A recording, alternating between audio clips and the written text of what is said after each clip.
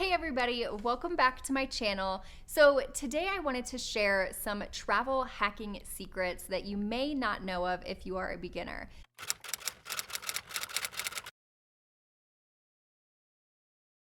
If you're an avid travel hacker, these are some of the most reliable plays in the book, so comment below if you've used them and how they've benefited you. Credit card retention offers. Every year when it comes time to pay your annual fee for your credit card, there is such thing as a retention offer. Credit card companies want you to continue using their card. They want you to stay a user, and so they will incentivize you to keep that credit card by offering either statement credits or additional reward points. There are a lot of good videos already out on YouTube about this, but you can always message the customer service, chat for your credit card specifically, tell them you want to cancel your card, give them some reasons why, and they will usually offer you some sort of retention offer to keep you a user. Combining your points and miles. If you find an award flight that you want to book, but you're a few miles short, you can actually still book it.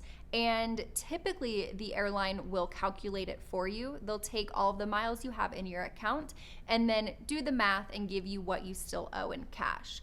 For example, I just booked a flight where I was about 3,000 miles short, and United just charged me about $80 for that specific flight. So don't not book a flight only because you don't have enough miles. You'll want to do the math to make sure you're still getting the best deal, but it's helpful to know you can combine your airline miles and cash in order to book a flight. Transfer partners. Some reward programs will actually allow you to transfer your points to one of their transfer partners at a really favorable rate. This gives you way more options to then redeem those points for different travel opportunities. For example, you can transfer Chase Ultimate Reward points to airline and hotel partners like United and Marriott. Referral bonuses.